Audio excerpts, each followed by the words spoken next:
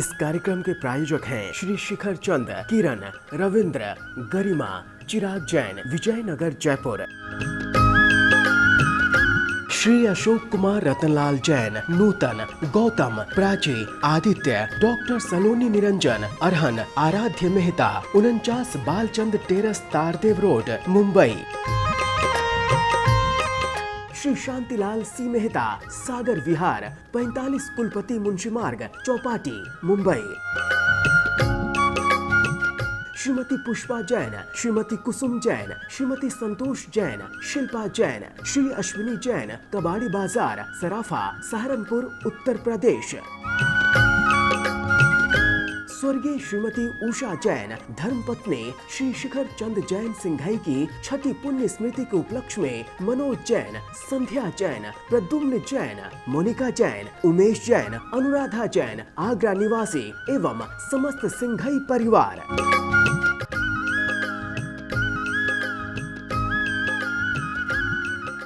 जय जिनेन्द्र जीवम जीवम दवम जीर्णवर वसहेण जेणली दिठम देवेन्द्र वंदम वंदे तम सौवदा शिरसा। पंच परमेष्ठी भगवान की जय। पिछली पाठशाला में अरहंत और सिद्ध परमेष्ठी की स्वरूप की चर्चा हुई थी। आज इस पाठशाला के आज के एपिसोड में आप आचार्य और उपाध्याय परमेष्ठी की परिभाषा देखेंगे। कितनी अच्छी परिभाषा आचार्य महाराज ने लिखी है। दंसणाण पहाड़े, दंसणाण पहाड़े, वीर्य चारित्वर तवाया रे, वीर्य चारित्वर तवाया रे, अपम परम च जुंजयी, अपम परम च जुंजयी, सोआयरियो मुनि झेयो,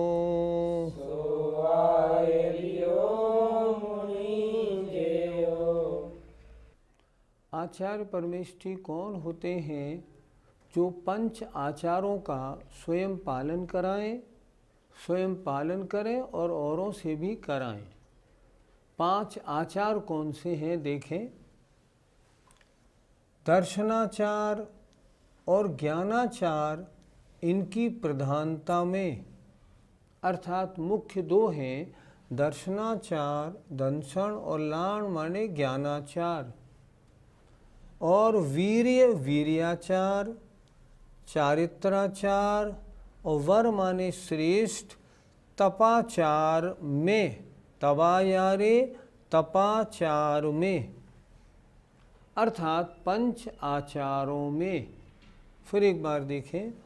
दर्शनाचार, लाण ज्ञानाचार, इनकी प्रधानता सहित वीर्याचार, चारित्राचार और वर माने श्रेष्ठ, तपाचार में, अर्थात पंच आचारों के पालन में, अपम स्वयं अपने को, च और, परम माने अन्य और साधुओं को, जुंजई जो लगाते हैं, जो 5 आचारों का पालन स्वयं भी करते हैं औरों से भी कराते हैं। सो आयरियो मुनि, सो मुनि वे मुनि महाराज आचार्य परमेष्ठी हैं, उनका ध्यान करो। आचार्य परमेष्ठी कैसे हैं, उनका स्वरूप क्या है?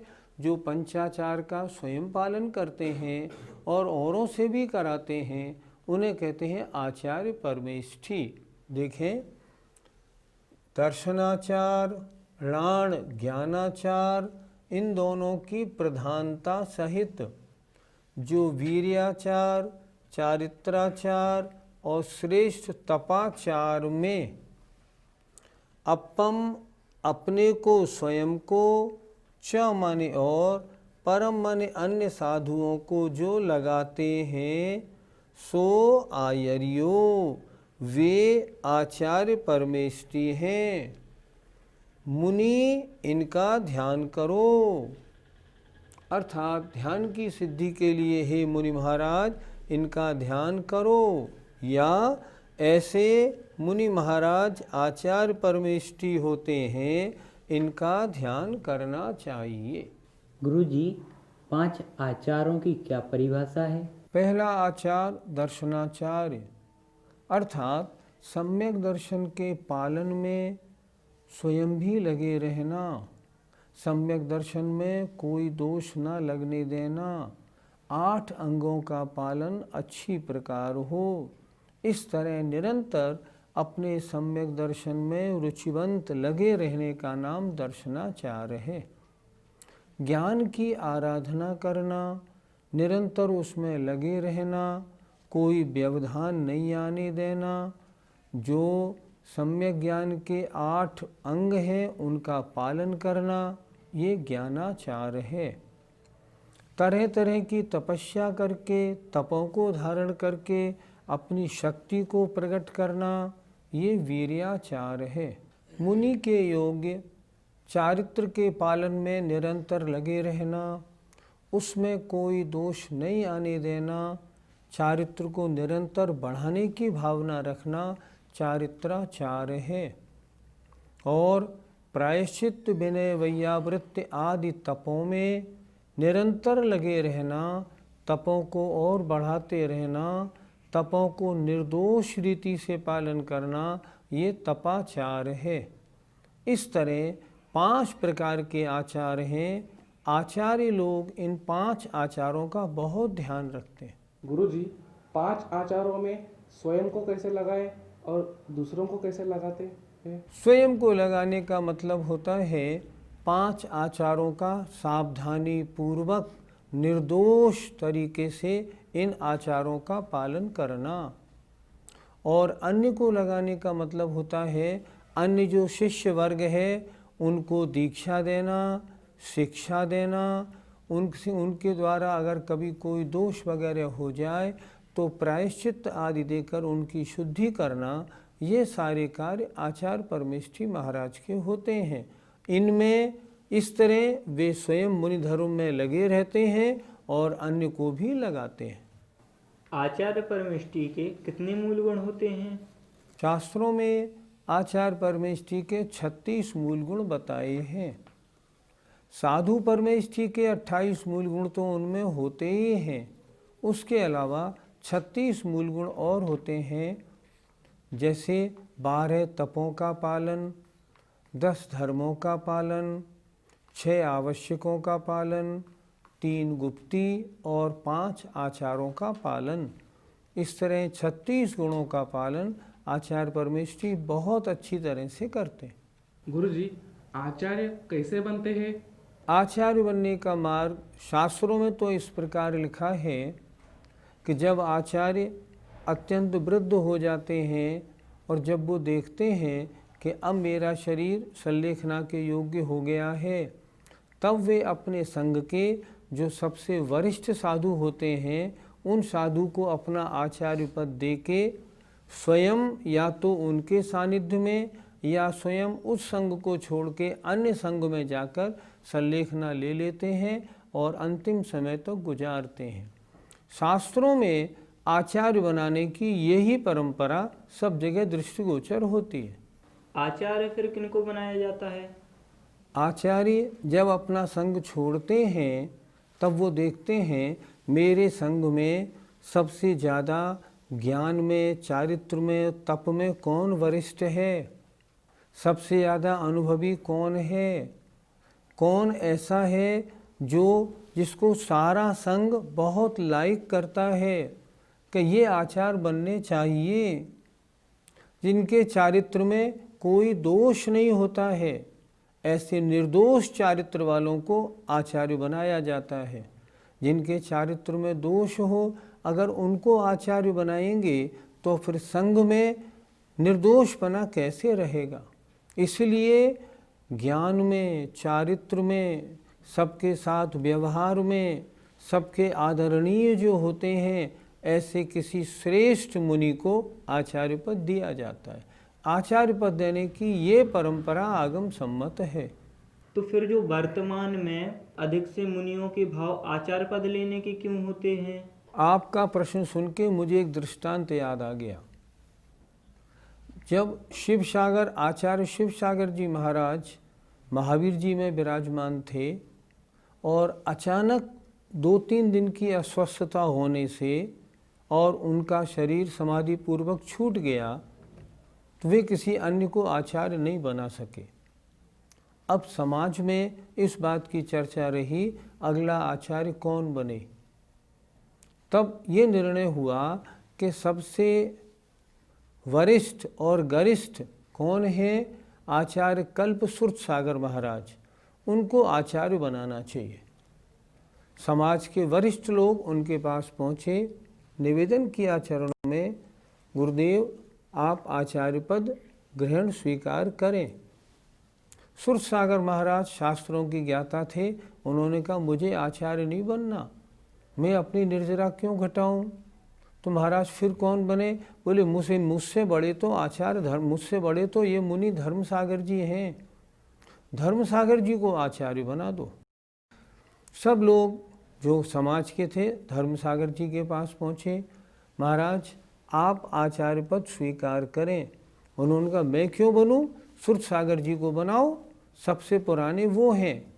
उन्होंने कहा महाराज वो नहीं बनना चाह रहे। बोले नहीं नहीं मैं नहीं बनूंगा, मैं आचार्य क्यों बनूं, उन्हीं को बनाओ। उन्होंने भी इनकार कर दिया। पहले तो साधना ऐसे होती थी साधुओं की, अब क्या करें। अब समाज के लोग बोले महाराज किसी को तो आचार्य बनना ही पड़ेगा। इसलिए उन्होंने सुरत सागर महाराज से बहुत जब निवेदन किया चरणों में, उन्होंने कहा ठीक मुझे बनाओ भैया, आप क्या करें। सुरत सागर जी महाराज को आचार्य बना दिया गया। सुरत सागर महाराज आचार्य बने। अगले दिन जब पूरा संघ उनकी वंदना करने आया, तब उन्होंने पूछा तुम सबने मुझे आचार्य स्वीकार कर लिया? हाँ महाराज आप सबसे बड़े हैं, आपको हमने आचार्य स्वीकार कर लिया। अब मेरी आज्ञा मानोगे? मानूंगा।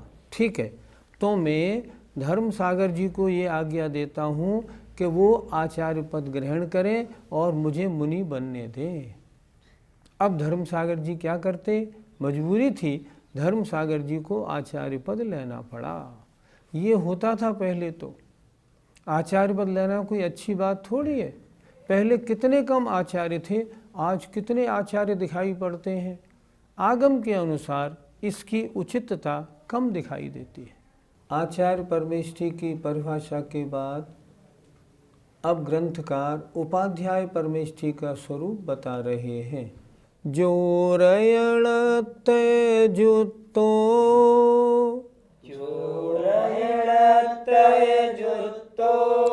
ऋचम धम्मो वदेशुणे निर्दो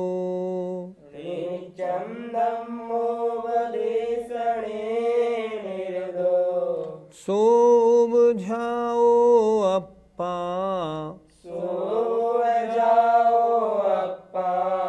यदि वरो वस हो नमो तस्स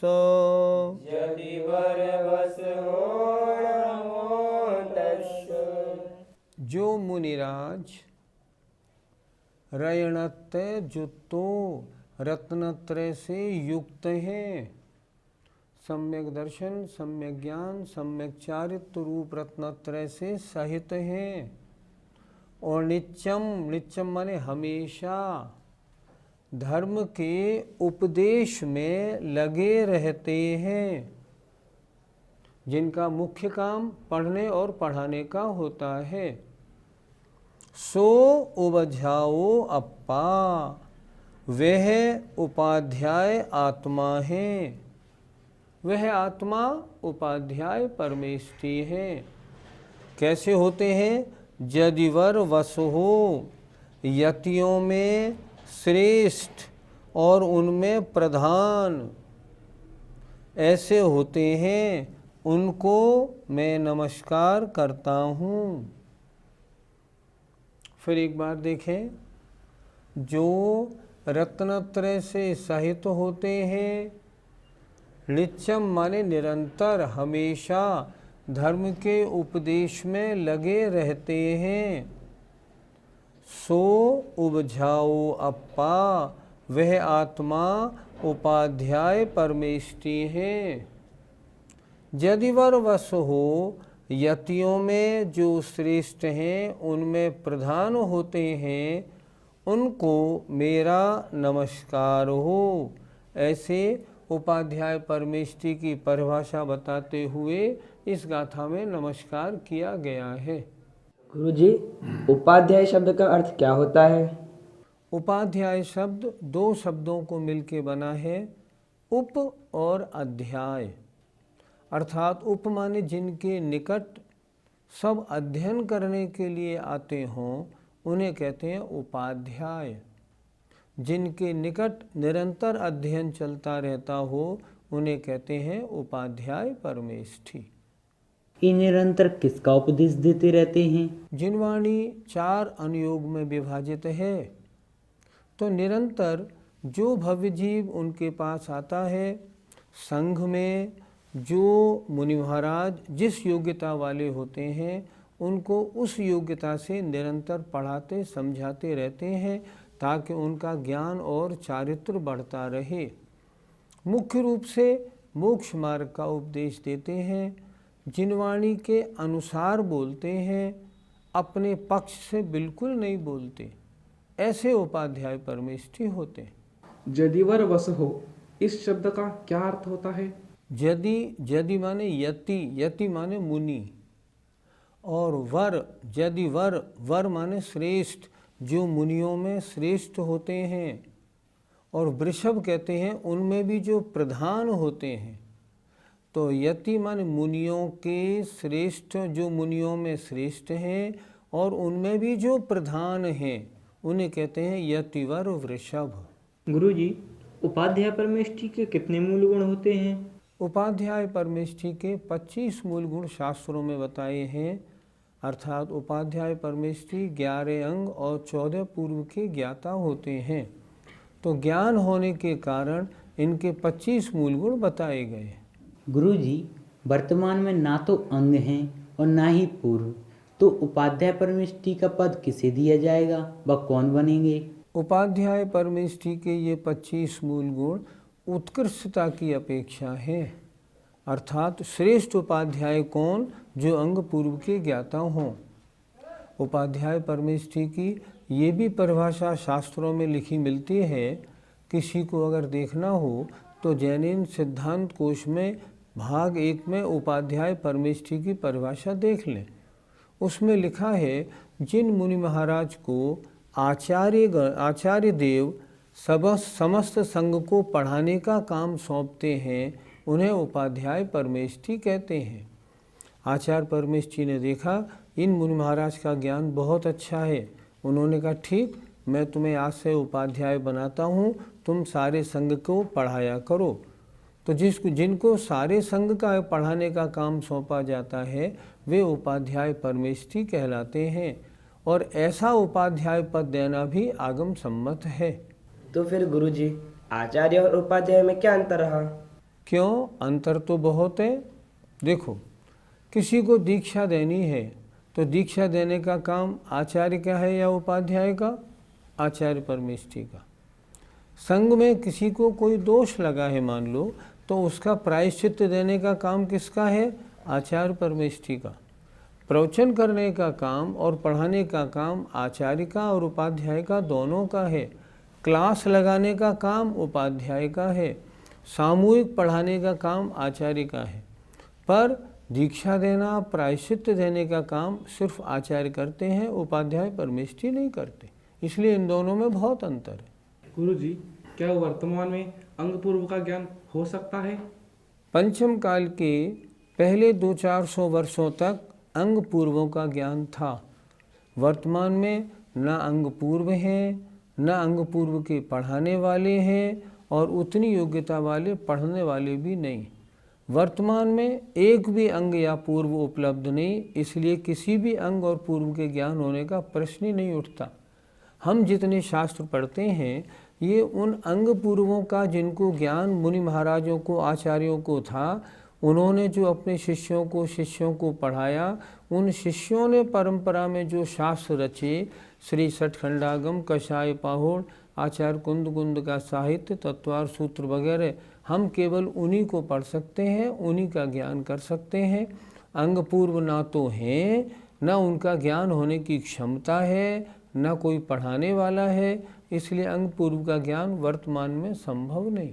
गुरुजी, हाँ, उपाध्याय परमेष्टि का ध्यान किस प्रकार करें? इस प्रकार करें कि कोई आचार्य महाराज हैं, उनके सामने शास्त्र रखे हुए हैं, चारों ओर उनके अन्य बहुत से मुनि महाराज और कुछ श्रावक वगैरह बैठे हैं, वे मुनि महाराज पढ़ा रहे हैं, वे उपाध्याय परमेष्टि पढ़ा रहे हैं, सारे मुनि महाराज उनके द्वारा पढ़ रहे हैं, ऐसा चिंतन करें। ऐसे उपाध्याय परमेष्टि को हमारा नमस्कार हो। इस तरह उपाध्याय परमेष्टि का ध्यान बनता है। वर्तमान में उपाध्याय परमेष्टि की मूर्तियाँ कहाँ कहाँ पाई जाती हैं, हम उनका भी तो ध्यान कर सकते हैं।